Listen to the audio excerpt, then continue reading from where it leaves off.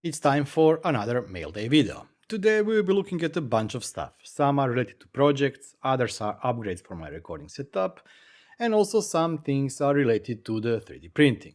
We'll start in a couple of seconds.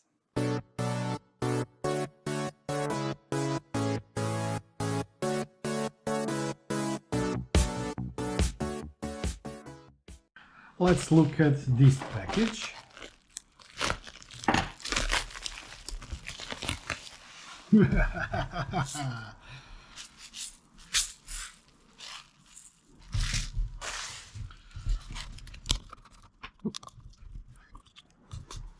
So these are the silica gel or silica beads.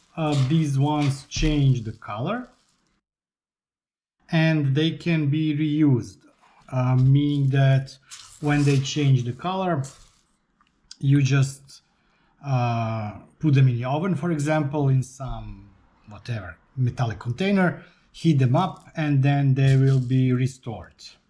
Unfortunately, it's all Chinese here to me.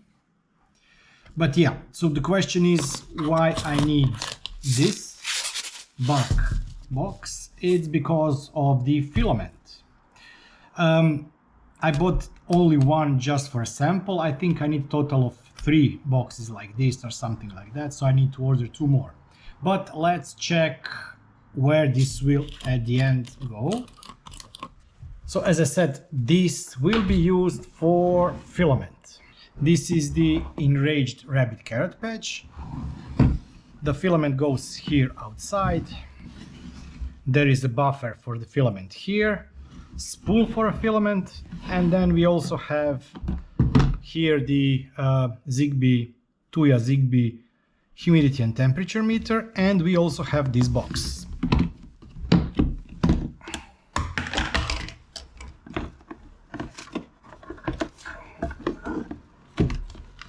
And this is the box that was printed just for this case, so it has magnets in the lid. Currently I have these bags inside. Let's get the dust out, but the idea is that you simply fill out. Whoa, nice, excellent, great. Yeah, you get the idea.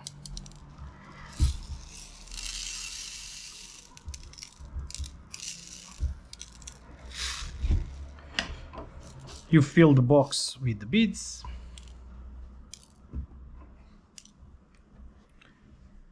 Try not to get them on the floor so the dog cannot eat them, which I failed. Close it and you install it inside this box like this. And yeah, that should at the end be it.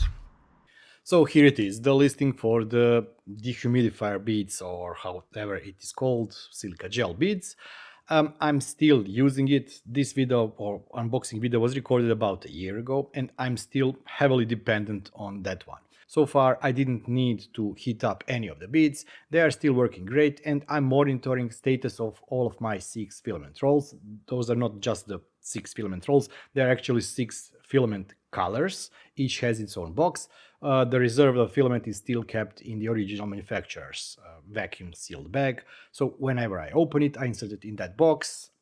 Each number or each box has its own number, and then the color is assigned to that specific number, so I can track that with my Home Assistant. And if you're interested in Home Assistant, I have it like this. Each of the IKEA boxes with the stand for the filament or rewinding mechanism for the filament, Tuya temperature humidity sensor, and those beads is in the separate IKEA box. And I track in Home Assistant humidity and temperature. The temperature is tracked, but I put emphasis here on the humidity. The item can be bought in Un Buen Dia store. It has rating of 4.6 and I'm pretty satisfied. I think that overall shipment was around 16 euros and 90 cents, so it's pretty much similar in terms of price. It's a bit higher price, but with all of the inflation and everything, the price didn't change that much. And this listing also has a combo where you can buy the beads plus the bags themselves. Let's check the next item.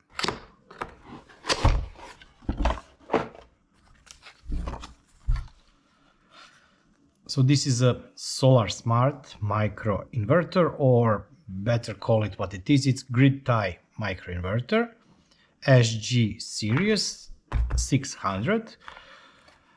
The reason I went for this one is not because it's 2 solar panels or 600 watts. The reason is because this one has Wi-Fi capability, and this is the newer model that also has the ability to connect it to Tuya app. And by connecting to Tuya app, I also hope that I will be at the end able to pull some of the data from it to Home Assistant. Yeah, let's look what's in the box. And by the way, it came like this, so it wasn't packed. So let's see what's inside. This is a power cable. This goes straight to the power outlet. Wow, it's a bit heavy. The bag is open. The screws are here. This is the antenna. Antenna goes here. Like this.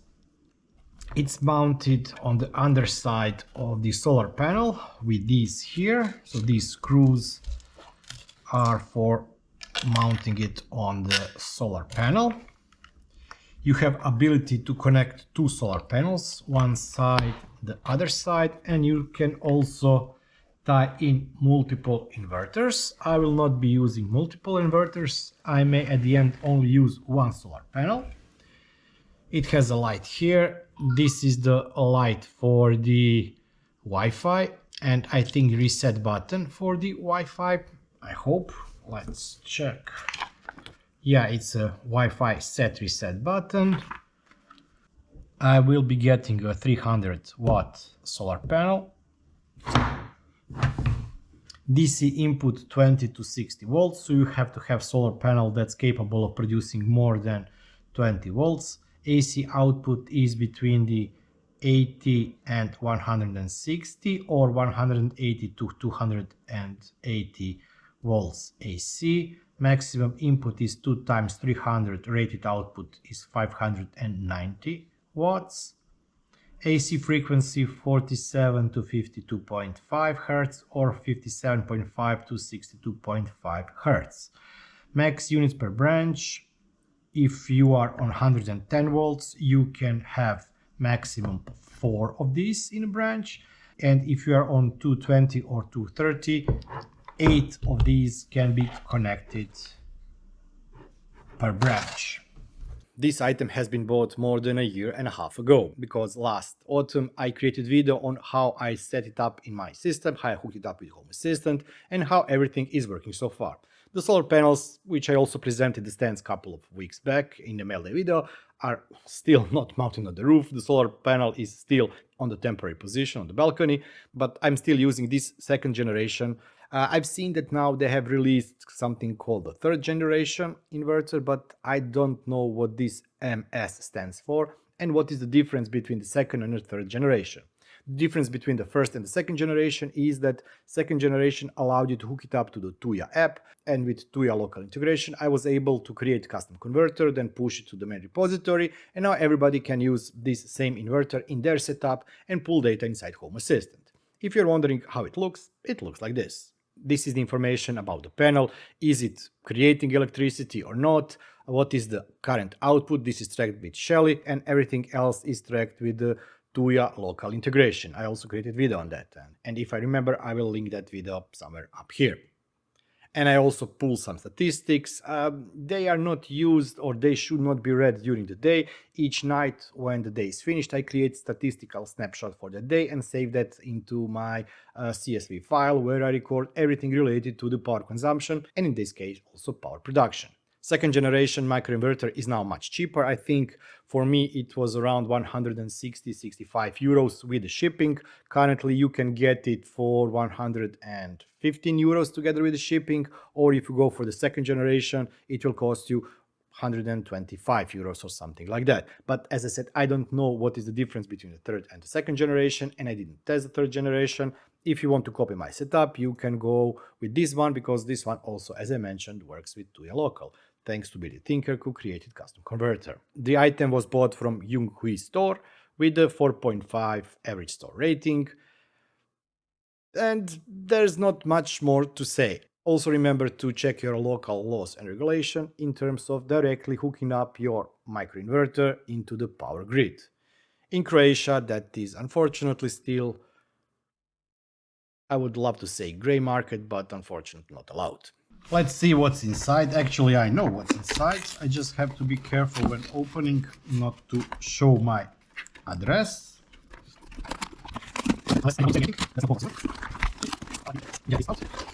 My kid is standing next to me because she's interested what's inside. Nothing for you.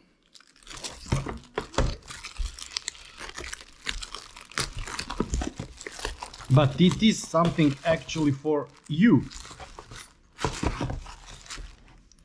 This is Hero 10 or Hero 9, but also compatible with the Hero 11 Media Mod. And what it does, it adds external mic that has both front and the back mic. You can select if you want to record on either one of them or both of them, and it has also wind protection. It has a case that partially replaces part of the case, or actually the door, from the GoPro camera, and it has two shoes that can be used for light and what's next? Light and something. Yeah, not sure what.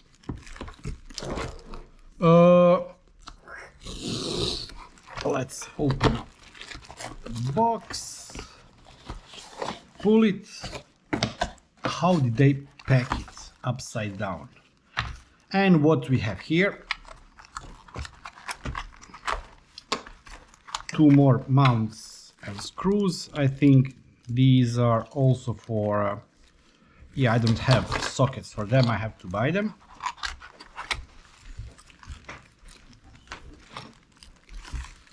Okay, let's see what we have here. We have user guide. You have to open the door, the latch to the battery and the SD card. When you open it, you can pull it out, then open this one. Where is the latch? It's here. Yep. And you replace, this side goes here. It has rubber, so maybe it's also water resistant, or it's just weather resistant. You close it, you have button here, button here. This is the connector for the USB connector for the camera. And that's it. Oh yeah, and here you have connectors. USB connector, what's this? Let me check. It's micro HDMI, USB-C, and this one is 3.5 millimeter for additional external mic. So yeah, yes, you can also use it with external mic.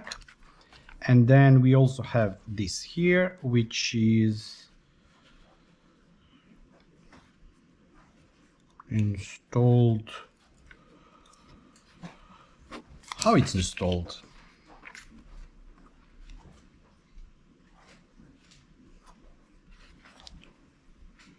Like this.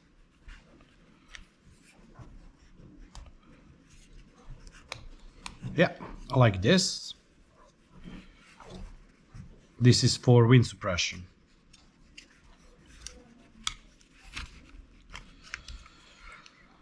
Nice. I do have to read and see if this makes camera water or weather or splash resistant, because it's important. Use the windscreen to reduce the wind noise in gusts up to 32 kilometers per hour. Media Mod is not waterproof. Use it underwater will damage both your media mode and the camera. So it's not to be used underwater. Yeah, I'm blind, didn't see this. In the last couple of months, I haven't used this mod much because when I went to vacation, I removed it just to be on the safe side because this one is not waterproof. Let me quickly show you the difference between the backside microphone if I'm recording like this, so it means that GoPro is pointed down and I'm behind the camera. Then we will have the other recording where the mic is pointing down towards the table, and the third one will be bypass of Media Mod, and it will be using internal mics in the GoPro camera. You may not notice at first the difference, but there is a difference, especially in the background noise, which is both good and bad. It means that the microphone is more sensitive because it is able to pick up sounds around people that are talking. The audio that you will hear now is without any kind of editing. It's raw audio, both in terms of volume, filters, etc. So I will not be removing any artifacts in the sound you hear. And the Media Mod is installed. Let's hear what it sounds like with the backside mic. So this is this mic but recording only from the backside. This is sound from the front, and we will also check the normal sound. And this is the standard camera sound with the Media Mod installed. Okay, let's check the web listing. And that's it. In my opinion, it is much better, but it's still not a pair with, for example, lavalier mic on your shirt where you talk directly to microphone. But it's much better. I did test it in the wind conditions and it does remove parts of the wind, so you get better audio quality if somebody is speaking on a windy day. But yeah, it's not perfect. On the other hand, if you need something that can pick up background sounds or sounds behind the camera or in front of camera, ignore the others, this is definitely great mode, and I think it also works with the Hero 11. I'm not sure about the Hero 12, but as I'm using Hero 10 camera, it works great for me. The price is a bit high, and the downside of it is that, yeah, it's using the USB ports, so you have to remove the back door on camera or battery door on the camera.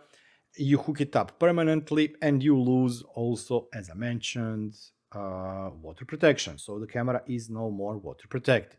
But the good thing about the mod is that you also have the ability to use cold shoes and mount, for example, light or something else on the side and on the top of the camera itself. This is why I bought the Elgato cold shoe, so I can mount it here and then have a light above that, and you have a very small recording setup that you can record videos, 4K or whatever you want on the go. Let's see what we have here.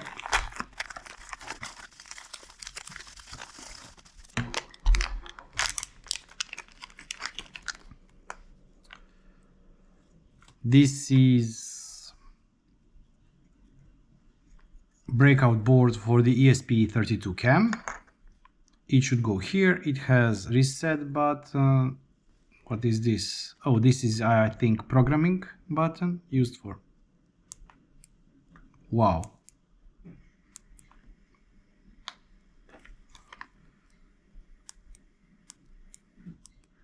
They're sticky and hard and I don't know. And USB-C connector. Let me see if I have ESP32 somewhere. Oh, look. I presume that this goes like this. Of course, the camera goes here.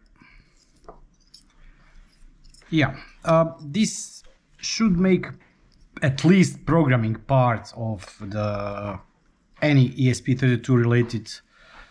No, actually it doesn't, or it does. I forgot what pins I had to. No, I think this is good enough. Yeah, it should be enough to be used as a programming dock for this one, and also it can be used then to power it. Yeah, interesting. So yeah, let's check the web listing for these. For all of you that are lazy when they are working with the ESP32-CAM, and I have at least 4 or 5 of them, and don't want to use jumper cables and something else, they can buy this download bottom board. This board allows you to directly hook up the ESP32-CAM to the USB port, program it, and also you have additional buttons for the reset and I don't know for what else. If you want to simplify your life when you are working with those cameras, when you are uploading raw firmwares, etc., it may be easier to use these breakout boards and do it via the USB cable instead of using jumper cables to hook it up to your PC. The price of the item is a little bit below €2 and it's the same price it was about a year ago when I actually bought this item. The item I bought from this early supplier store. The rating for the store is 4.7. It has been sold 72 times and it has pretty much good reviews, 5 stars so far from the 7 reviews it had. You really do not need this breakout board, but if you do go for this board at the end, it will really make your life or programming easier than without it. Let's check the next item.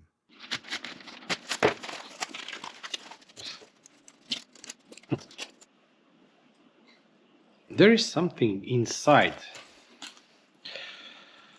So this should be seismic or vibration or whatever sensor. VCC, ground, and DO, probably digital 0 or digital out or whatever. 3 pins. Here you can set the sensitivity, and I will be trying to test these to see how good they work, for example, for detecting washing machine, seismic movements, because theoretically they can be used for seismic movements. They just have to be mounted firmly to the surface. I got 3 because I only need 1, but I think they were about 70 cents, euro cents each, so when I ordered 3 of them, also to compare the values. Again, one of those projects that I started but never finished. This is SW420, the vibration sensor switch or module or whatever. It is used to detect vibrations. There were a couple of interesting projects, but I forgot where I've seen them and I didn't put that much effort in finding them again to create a DIY earthquake sensor. This, with combination of ESP32 or ESP8266, can create some kind of a primitive earthquake sensor that can detect vibrations. They can also detect, for example, vibrations of the trucks driving by your house or something similar. But the general idea for that project was to create a mesh network or a network of those devices, then have a better understanding of how earthquakes move. If you are interested in that, I may put a bit more effort, find the project and then do a video on that project. But as I said, I bought 3 of those and never ever used them besides just testing if the devices themselves work. To hook them up with ESP32 or ESP8266 is not that big a problem, and as far as I remember, those SW420s are also supported in the ESP Home, so you can directly hook them up with ESP Home and play and get data there. Who knows, maybe you can create some kind of vibration sensor if somebody tries to break the door or whatever for yourself, or something in the car that can detect the vibrations of the car, so if you're sleeping you get notification if somebody's moving the car, etc. But as I said, I haven't gone that far and so far just tested if the devices work or not. I paid, I think, around €3 total for 3 items plus shipping, but yeah, it was also long time ago, and this item was bought from KY Win Robot Store that has a rating of 4.8 points. And let's check the last item for today. Let's check this one out. It's from E3D Revo, but it's a company called Nice something. They have a lot of sites available for online orders. We have a iDream G-Code 3D sticker from E3D Revo, and then we have 24 volt, 1 nozzle,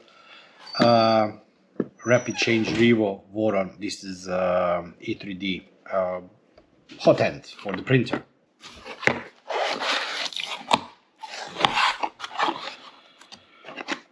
Okay, if you buy kit, you receive 3 additional spare nozzles. This is 0.4, I think you receive 0.2, 0.6, and 0.8 and 0.4.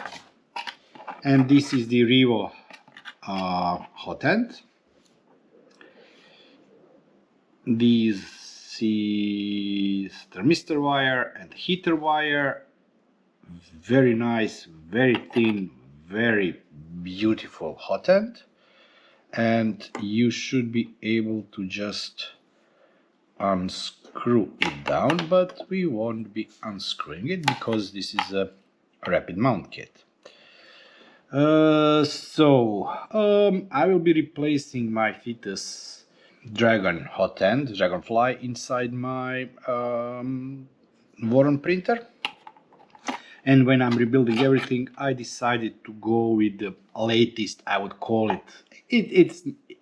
It's not official because actually there is nothing official about it, but as close as official hotend can be. So yeah, let's check the web listing. Okay, so this last item is very specific to type of the printer you're using. I'm using this on my Voron printer, and this is E3D's Revo Voron edition, specially made or designed for the Voron together with the Voron team. But E3D also has a lot of other Revo style hotends, and you can try to find something that matches your type of the printer. In terms of the hotend, I actually went a step back. This is more of a novelty item for me, or was a novelty item for me, because I had Voron printer and then I went for the Revo Voron. The advantage of this one is easy swap of the hotend, but actually the flow, the filament flow when it is melted for this hotend is lower than my Fetus Voron edition that I had previously. So yeah, I'm not sure what was the thinking in my head, but nevertheless, it still looks cool, although you cannot see it, and it does bring one additional thing that the previous hotend didn't have. That's the ability to easily replace the hotems themselves. I think that flow previously was around 16, and with this one, it's around 14 or 13. I'm not sure, I'm just telling you from top of my head. The difference is not that big, it's around 10, 15, maybe maximum 20% lower flow with this hotend. On the other hand, I don't do speed prints, so for me it's okay. If you are doing some speed printing, there are also high flow hotends, you can go for high flow hotend. And yes, I did buy this from the 3D Jake, but yes, you can also buy this item on Amazon. And this is it for this mail day video. I really would like to hear your opinion. What do you think was a good purchase? What do you think was a bad purchase from your point of view? I know that some of you haven't tested the item I've shown here. Also, I would like to hear if you're interested more in random stuff, more in project related stuff, more in stuff related to the 3D printing, ESP home, home assistant, home automation, tools, whatever. I still have a lot of unboxing videos pre-recorded, but this can also impact my future purchasing habits to buy stuff randomly depending on what you are interested more to see. One of the future mail days video will be one item only exclusive. Not the one item, but one type of the item. So far, I think I have 3 or 4 of the same items that will be featured in one videos, and those are TRVs, different type of TRVs. And let's call that introduction to my long-term testing of the smart thermostatic radiator valves. And I apologize for begging, but if you did like this video, please don't forget to give me a thumbs up. It really means a lot because it makes YouTube think or see this video as a good one, and it also recommends it to other people. The more thumbs up, the more comments, the more people will see it and maybe also subscribe to my channel. And before I wrap up this video, I really would like to thank all those wonderful people that are supporting me and that have become YouTube channel members. Thank you for all of your support. And let's not forget each and every one of you who has watched, liked, subscribed or commented on my videos. If you too want to support the channel, you can do so by clicking the join button down below and becoming a YouTube channel member, going to my merchandise store and buying something there, or you can also do super thanks on the video. And I really want to thank everybody who has made super thanks on last couple of videos I created. Thank you, thank you, thank you. I will be seeing you next time. Until then, bye bye and have fun.